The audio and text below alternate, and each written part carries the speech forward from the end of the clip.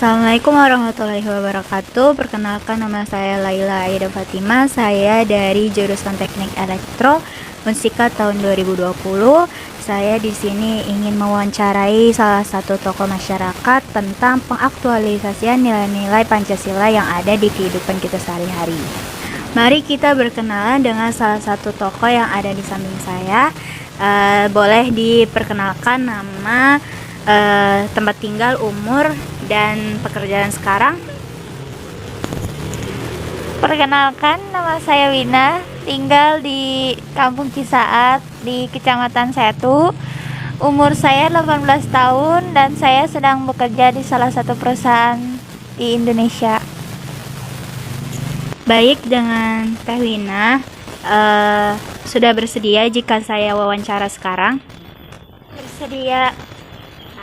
Jadi sebelumnya saya itu mau wawancara tentang pengaktualisasian Pancasila, nilai-nilai Pancasila di kehidupan sehari-hari.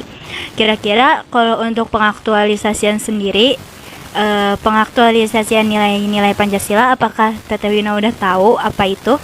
Kurang lebihnya tahu, tapi untuk selengkapnya bisa dijelaskan kembali oleh Teh Laila. Oke. Untuk pengaktualisasian nilai-nilai Pancasila itu seperti halnya nilai-nilai yang benar-benar diterapkan di kehidupan teteh sehari-hari, nilai-nilai yang ada di sila-sila, setiap sila-sila yang ada di Pancasila tersebut. Sebelumnya ada pertanyaan dulu, Teh? Enggak ada. Oke. Lanjut aja ya. Kita mulai ke sesi penerapan pengaktualisasian nilai-nilai Pancasila di keluarga.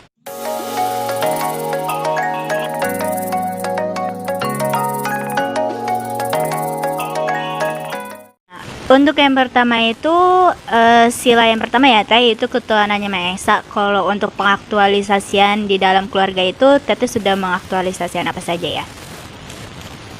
Kalau di dalam keluarga, untuk sila pertama, seperti contohnya di keluarga kami itu bisa melaksanakan ibadah dengan hikmat, di mana satu sama lain tidak mengganggu ketika salah satu anggota keluarganya tengah beribadah.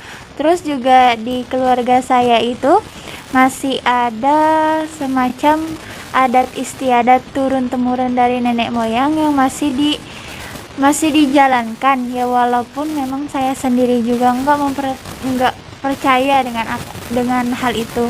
Tapi saya berusaha untuk menghormati adat istiadat yang masih diterapkan tersebut di keluarga saya. Kurang lebihnya seperti itu. Seperti itu ya Teh. Oke, untuk yang kedua itu sila kemanusiaan yang adil dan beradab. Kalau untuk nilai-nilai yang di keluarga, Teteh udah menerapkan apa saja? Kalau untuk di keluarga, contohnya saya itu kan sebagai anak terakhir. Nah, orang tua saya itu mengajarkan gimana sikap saya seorang adik ke kakak, gimana sikap saya seorang anak ke orang tua, kayak gitu aja sih Kak. Baik. Yang ketiga itu sila Persatuan Indonesia.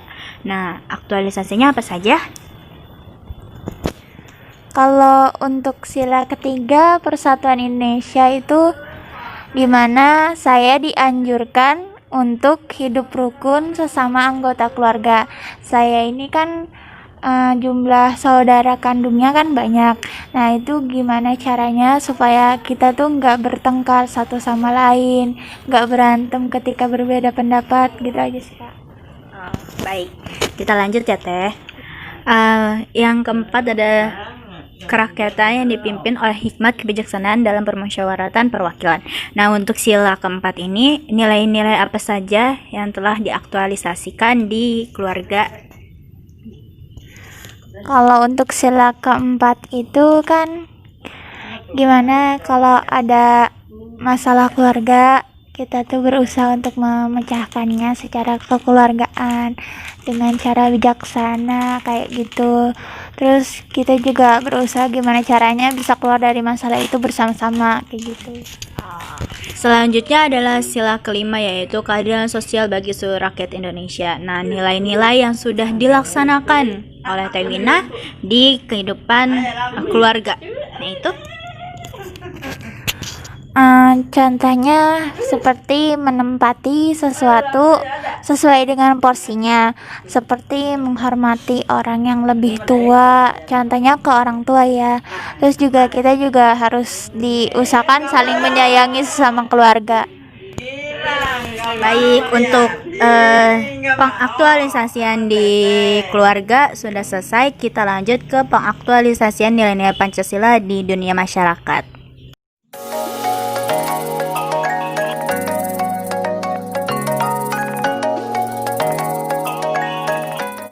Nah, untuk yang kedua ada pengaktualisasian nilai-nilai Pancasila di kehidupan masyarakat. Mari kita tanya untuk sila pertamanya, yaitu ketuhanan Maha Esa. Pengaktualisasian nilai-nilai yang ada di masyarakat, Teteh sudah melaksanakan apa saja? Kalau untuk pengaktualisasian di kehidupan masyarakat tuh banyak ya, karena di masyarakat Indonesia itu kan agamanya kan banyak yang macam-macam, ada Hindu, Kristen gitu kan. Nah, sedangkan saya sendiri kan Muslim. Nah, jadi di agama saya juga mengajarkan biarpun berbeda keyakinan, tapi kita juga harus menghormati satu sama lain. Kalau misalnya dia sedang beribadah dengan Tuhannya, kita juga nggak boleh ngeganggu. Contoh, kita mau hangout sama teman hari Minggu. Kan kalau hari Minggu kan umat Kristiani itu waktunya beribadah kan. Kalau memang dia mau nggak bisa karena alasan beribadah kepada Tuhannya, kita jangan maksa, kita juga harus bisa menghargai. Kayak gitu sih Kak yang saya terapkan. Baik, sudah bagus sekali ya.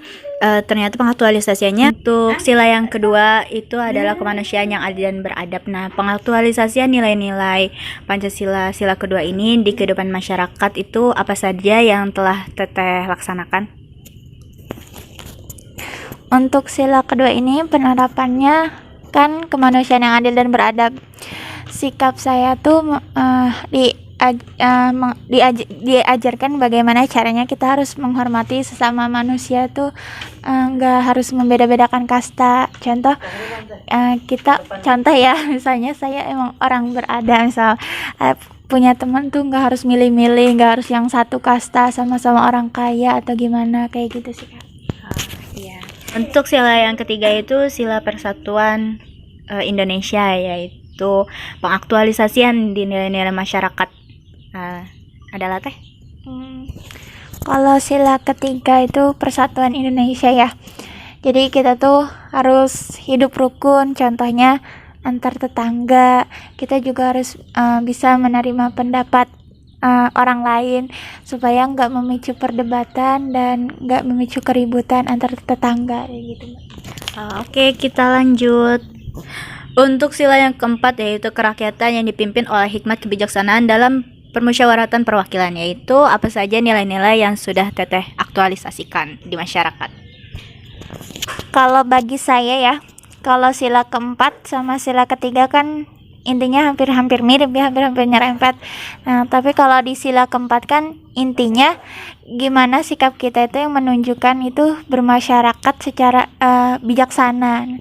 Nah, kalau saya sih menanggapinya kayak gini, kayak saya tuh harus bijak lagi dalam menanggapi berita-berita hoax atau apa yang bisa memicu perdebatan antar umat atau antar masyarakat di Indonesia. Kan sekarang ini banyak ya berita-berita tentang inilah yang bisa menimbulkan perdebatan sesama agama, sesama umat, kayak gitu Mbak. Yang kelima adalah keadilan sosial bagi seluruh rakyat Indonesia. Pengaktualisasiannya yang ada di masyarakat bisa dijelaskan, Teh Wina? Kalau menurut saya aktualisasi sila kelima di kehidupan masyarakat itu hampir sama dengan di kehidupan keluarga, karena keluarga kan juga mencakup masyarakat, dimana saya itu harus bisa menempati segala sesuatunya sesuai dengan porsinya. Saya misalnya ke orang tua gimana, harus hormat, harus sayang, kayak gitu sih Kak. Baik, kita mulai ke sesi ketiga ya Kak.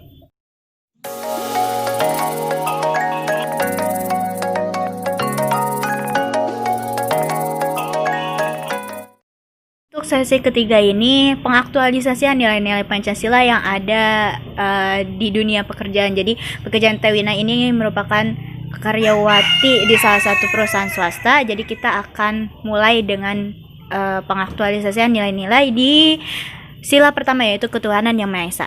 Boleh dijelaskan Teh?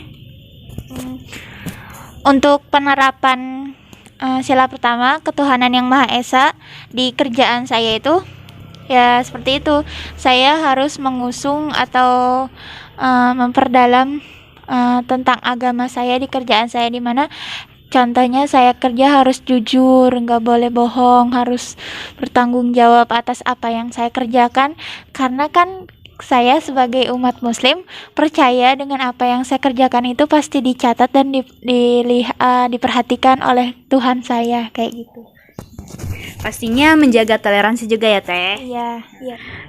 Yang kedua adalah kemanusiaan yang adil dan beradab. Untuk di perusahaan seperti apa saja pengaktualisasiannya?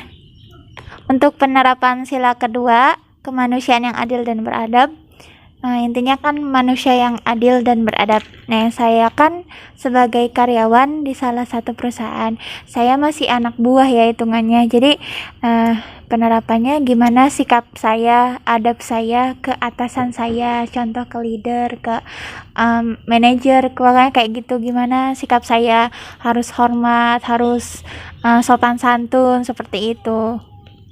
Untuk ke teman dan untuk ke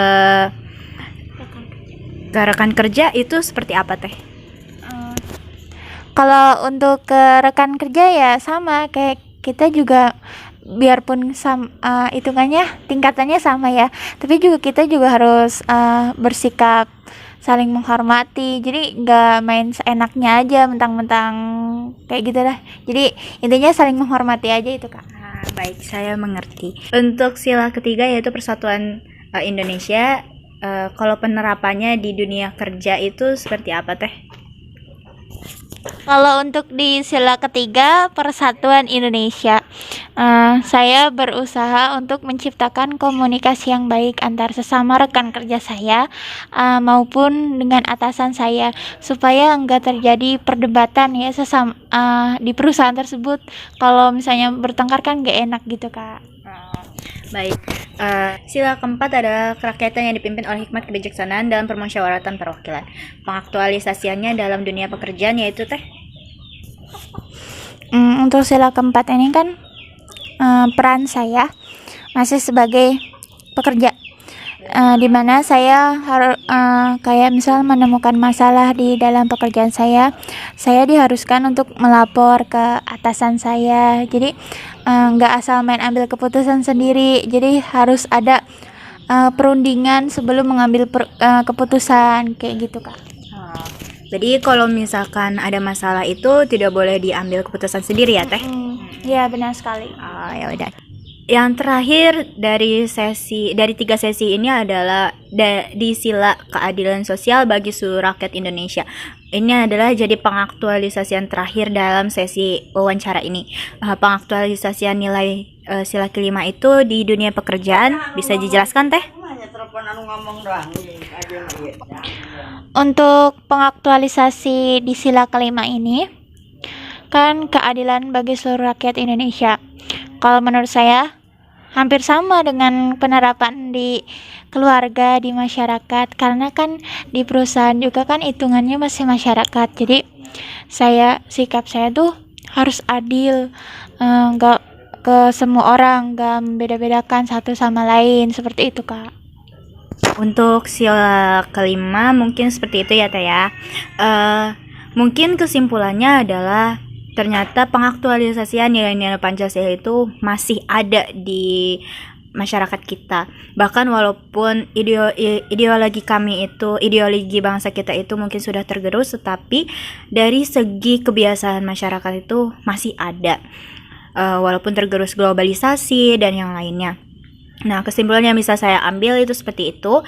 Mungkin wawancara yang bisa saya sampaikan dan bisa saya lakukan sampai sekian. Dan untuk itu terima kasih kepada Teh Wina. Saya berterima kasih sekali. Ya, sama-sama. Mungkin saya tutup. Wassalamualaikum warahmatullahi wabarakatuh.